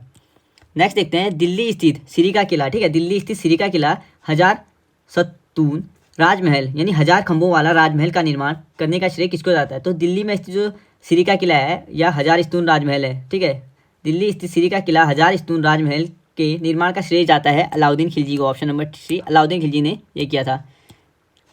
किसने रमसे ए मियान, ठीक है, रमसे मियान यानी बीच का रास्ता व तारिक एल्दाद, ठीक है, रमसे मियान और तारिक एल्दाद कहा जा रहा है कि बीच का रास्ता, रमसे मियान जो है बीच का रास्ता है, ठीक है, और तारिक एल्दाद ये है सुल्तान का तरीका नाम से राजस्व सुधार की व्यावहारिक नीति अपनाई। तो इसके नाम से जो राजस्व सुधार की जो व्यावहारिक नीति अपनाई थी वो अपनाई गई थी गियासुद्दीन तुगलक के द्वारा। ऑप्शन नंबर जो हमारा ये हो जाएगा, गियासुद्दीन तुगलक ने ये नीतियाँ अपनाई थी। कौन से सुल्तान की मृत्यु अफगानपुर यानी तुगलकाबाद में लकड़ी के बने जो भवन था ना, स्वागत भवन, उससे गिरने से हुई, ठीक है। तो किस शासक की मृत्यु तुगलकाबाद में हुई थी? लकड़ी के किले के ढहने से, ये भी सवाल बनता है, ठीक है। तो ये किसकी मृत्यु हुई थी? गियासुद्दीन तुगलक की, ठीक है। गियासुद्दीन तुगलक की मृत्यु लकड़ी के जो महल के ढहने से हुई थी, ठीक है, तुगलकाबाद में या अफगानपुर में। नेक्स्ट देखते हैं अगला हमारा, नहर निर्माण कराने वाला दिल्ली का प्रथम शासक था। तो नहर निर्माण के लिए कौन जाना आता है? नहर निर्माण कराने वाला जो दिल्ली का पहला शासक था वो गियासुद्दीन तुगलक था, ठीक है। पर नहरों के जाल के लिए जो जाना आता है वो जाना आता है फिरोज शाह तुगलक। नहरों का जाल, ठीक है, नहरों का जाल बिछा दिया था फिरोज शाह तुगलक ने। नेक्स्ट देखते हैं, सुल्तान बनने के पूर्व किसका नाम जौना खां था? तो सुल्तान बनने से पहले जौना खां जो नाम था वो था मोहम्मद बिन तुगलक का, ठीक है। मोहम्मद बिन तुगलक का नाम सुल्तान बनने से पहले जौना खां था। किसने शासक बनने के उपलक्ष्य में अपना उपनाम अबुल मजाहिद, ठीक है, किसने जो शासक बना था उसके उपलक्ष्य में अपना नाम जो था, अपना उपनाम अबुल महाहिद, ठीक है, अबुल मजाहिद क्या रख दिया था? तो उसका करेक्ट आंसर हो जाएगा मोहम्मद बिन तुगलक ने अपना जब उसने शासन शुरू किया था ना, अपना उपनाम रख दिया था अबुल मजाहिद। नेक्स्ट देखते हैं अगला हमारा, सूची 1 को सूची 2 से मिलाना है, ठीक है। कहा जा रहा है कि मोहम्मद बिन तुगलक के शासनकाल में स्वतंत्र हुए या नवस्थापित राज्यों एवं राज्यों के जो संस्थापक हैं उनको सम्मिलित करना है। तो देख लेते हैं, मदुरा या माबर का था जलालुद्दीन अहसन शाह, ठीक है, अहसान शाह, जलालुद्दीन अहसान शाह। विजयनगर का था हरिहर और बुक्का। वारंगल का था कन्हैया, ठीक है, वारंगल का था कन्हैया। बहमनी का था हसन गंगू, इंपॉर्टेंट है बहमनी का हसन गंगू, ठीक है। एक बार रिपीट कर लेता हूँ, मदुरा व माबर का था जलालुद्दीन अहसान शाह, विजयनगर का था हरिहर व बुक्का, वारंगल का था कन्हैया और बहमनी साम्राज्य का था हसन गंगू। नेक्स्ट देखते हैं अगला हमारा, मेरा सारा राज्य बीमार पड़ गया है। यदि मैं एक स्थान पर व्यवस्था स्थापित करता हूं तो दूसरे स्थान पर गड़बड़ी उत्पन्न हो जाती है। यदि मैं दूसरे स्थान पर ठीक करता हूं तो तीसरे स्थान पर हलचल होने लगती है। यह उक्ति किसकी है? तो मोहम्मद बिन तुगलक ने क्या किया था, अपने साम्राज्य को बहुत अच्छा बनाने के लिए कोशिश की थी, ठीक है, काफ़ी कोशिशें की थी, पर इसकी किस्मत ही खराब थी। ये एक स्थान पर करता था तो दूसरे स्थान पर दिक्कत, दूसरे स्थान पर करता था तीसरे स्थान पर दिक्कत हो जाती है, ठीक है। इसलिए कह रहा है कि मेरा सारा राज्य बीमार पड़ गया था। यदि मैं एक स्थान पर व्यवस्था सही करता था तो दूसरे स्थान पर गड़बड़ हो जाती थी और दूसरे स्थान पर सही करता था तो तीसरे स्थान पर हलचल होने लगती थी। यह उक्ति मोहम्मद बिन तुगलक ने खुद के लिए गाया, ठीक है। नेक्स्ट देखते हैं, किसके राज्यकाल में सादा अमीरों का विद्रोह हुआ, ठीक है। पूछा है किसके राज्यकाल में सादा अमीरों का विद्रोह हुआ, जिसकी चरम परिणति, ठीक है, जिसकी चरण जो परिणति थी 1347 में बहमनी राज्य की स्थापना में हुई। तो ये इसका करेक्ट आंसर क्या हो जाएगा? ये हुआ था मोहम्मद बिन तुगलक के टाइम पीरियड में। अगर ये कर लगाता था तो वहाँ पे अकाल बढ़ जाता था और सारी व्यवस्थाएं इसकी अस्त व्यस्त चलती थी, ठीक है। इसलिए क्या होते थे, इसके टाइम पीरियड में विद्रोह हो रहे थे फिर। नेक्स्ट देखते हैं, मोहम्मद बिन तुगलक की मृत्यु कहाँ हुई थी? तो मोहम्मद बिन तुगलक की मृत्यु हुई थी ठट्टा में, ठीक है। ऑप्शन नंबर ये हो जाएगा, ठट्टा में मोहम्मद बिन तुगलक की मृत्यु हुई थी। राजशेखर एवं जिन प्रभा सूरी जैसे जैन विद्वानों को किस सुल्तान ने राजकीय संरक्षण दिया? तो राजशेखर एवं जो जिन प्रभा थे उनके जो सूरी जैसे जो जैन विद्वान थे ना, उनको जो कौन से सुल्तान ने इनको राजकीय संरक्षण दिया था? तो मोहम्मद बिन तुगलक ने दिया था, ठीक है, इनको राज संरक्षण।